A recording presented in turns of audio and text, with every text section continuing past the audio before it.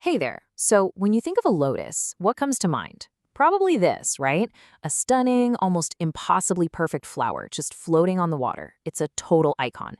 But today, we're going to look way beyond the petals. You see, the lotus is so much more than just a pretty thing to look at. It's a story of survival, it's a source of food, and it's a symbol of some really profound wisdom, all packed into one amazing plant. But how? How does it manage to be all of these things at once? Well, that's exactly the mystery we're diving into. We're going to follow the lotus on a three-part journey. First, we'll see it as a beautiful bloom in a garden, then as a surprise ingredient on our plate, and finally, we'll uncover its role as this powerful symbol of peace. Okay, first things first. Let's start where most people do, with its just undeniable beauty. This is the lotus as a feast for the eyes.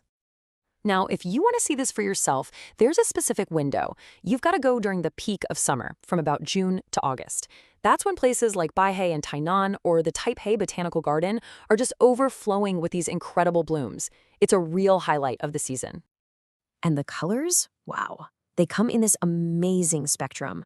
You can find everything from pure, crisp white and sunny yellow to these deep pinks and reds. Honestly, some of the most beautiful ones are this delicate blend. White petals that look like they've been gently dipped in pink paint at the tips. Just gorgeous. So yeah, we can all agree it's stunning. But this is where our story really takes a fascinating turn.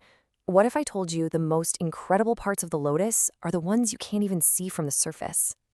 That's because our next stop is the kitchen. Yeah, it might be a little hard to believe, but this delicate flower is also a surprisingly versatile and really delicious food. And what's so wild is that we're not just talking about one part of it. We're talking about the entire plant, from the flower all the way down to the root. The flowers get brewed into tea. The seeds are amazing in desserts. The stems are cooked like a vegetable. And even the leaves get a job. Just think about that contrast for a second.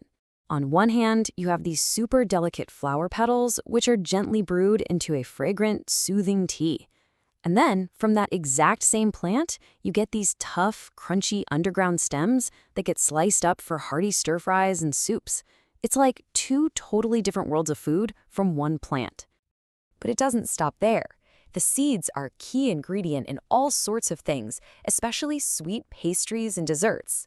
And those big, waxy leaves, they have a really unique job. You don't eat them, but you use them as a natural wrapper to steam food in, and they infuse everything with this subtle, earthy flavor. It's basically a whole pantry hiding inside one beautiful plant. I mean, from a relaxing tea to a full-on meal, the lotus has you covered. But believe it or not, even this isn't the deepest layer of its story. For our final part, we're going to move from the body to the soul. This is where we explore why the lotus, for thousands of years, has been this profound symbol of purity, enlightenment, and peace. It's all about the meaning in the mud. This all comes down to what's known as the lotus effect. See, the flower starts its life way down in the mud, in dark, murky water. But somehow it pushes its way up and blossoms into the light, completely clean, totally untouched by the dirt it came from. It's this incredible metaphor for rising above challenges, for keeping your grace and purity even in a messy world. And this idea is captured just perfectly in Buddhist symbolism. A fully blossomed lotus isn't just about physical beauty. It represents an awakened mind, a mind that's become wise, peaceful, and has reached enlightenment. So you see that connection, right? Just like the flower emerges physically spotless from the muddy water, the mind can emerge spiritually clear from the mud of our human worries and confusion. It's just a beautiful parallel between the natural world and our own inner world. And just like that, we've completed our journey through the three layers of the lotus. It started as a feast for the eyes with its breathtaking beauty. Then it became a feast for the body with its surprising role as food. And it ended as a feast for the soul with its deep, timeless symbolism of peace.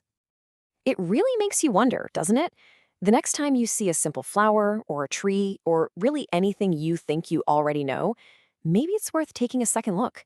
If a single lotus can be a garden, a kitchen, and a philosophy all at once, what other amazing hidden depths are we overlooking in the world right in front of us?